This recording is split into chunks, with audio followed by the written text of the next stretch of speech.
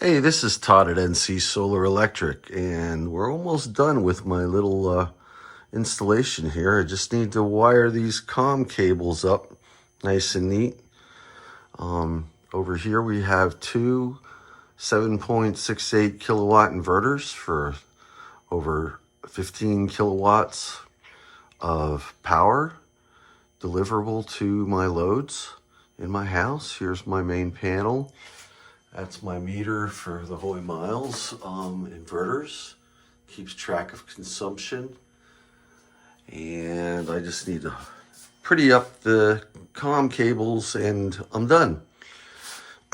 Over here, I have my Soluna battery rack. It's 40 kilowatt hours. It'll hold up to 60 kilowatt hours. Each module is 10 kilowatt hours, 10.2. And I'm just wiring that up today. I got to get some longer wires so that I can hang my parallel box. It doesn't quite reach the wall where I want to hang it. And then it's ready to go. So what I wanted to talk to you about today is something that comes up quite often. It's a difference between hybrid inverters like these and an off-grid inverter. With a hybrid inverter, I'm going to show you here inside my panel. I have the main breaker on, but these two inverter EPS outputs are off. The inverters are being fed outside here by my new metered main panel. And in here, I have two 80 amp breakers, one feeding each inverter.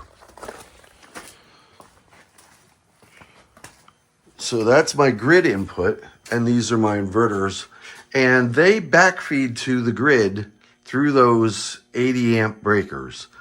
In this way, with the main breaker on, my house can draw from the solar and from the grid, because if the solar is too much, it'll backfeed to the grid.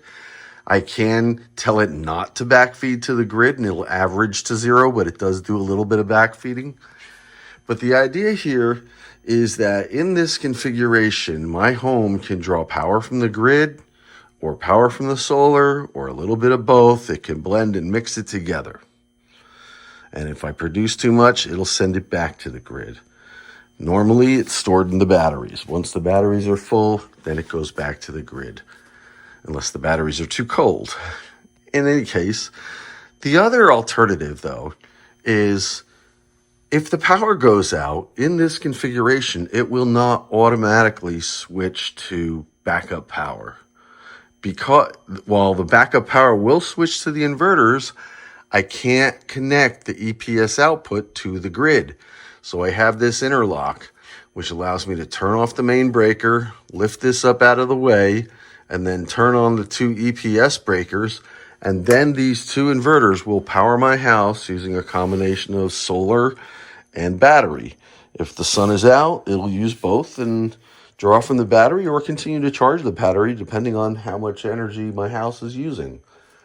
But what it won't do is blend with the grid in this mode, because you can't hook the output of the inverter to the grid. You can't backfeed out onto the power line. It has to be after the transfer switch. And that's what I have here is a manual transfer switch.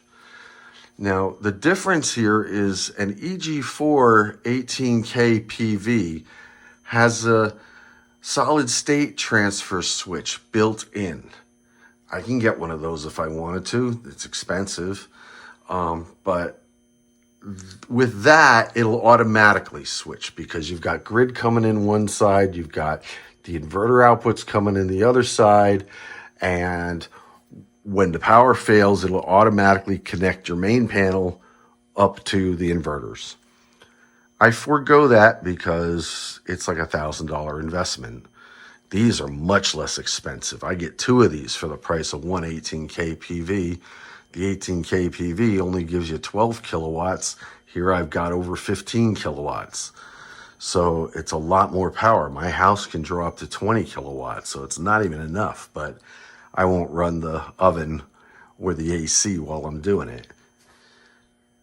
Anyway, I wanted to cover that because a lot of people think that even an off-grid inverter can blend the grid power with the battery power, and that's not true. It doesn't do that. An off-grid inverter can only give you up to its rating in power. It's only grid-tied inverters or hybrid inverters that can blend the solar with the grid. I hope that's clear.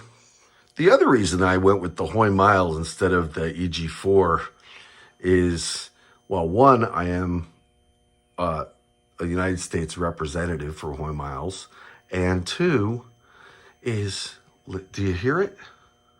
That's not noise cancellation of the phone. These things are dead quiet. They don't make any noise. They don't have any fans. Absolute quiet. That's what I like.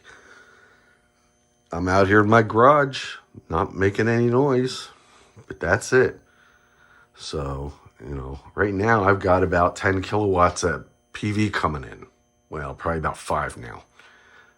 It's not even humming. Just charging away. Almost 3/4 charged now in half a day. So if you want Hoy Miles inverters, quiet, high power, easy to parallel, easy to use, saluted batteries, which are actually lower cost than EG4. These are a lower cost than EG4. Let me know. This is Todd at NC Solar Electric signing out. Have a great day.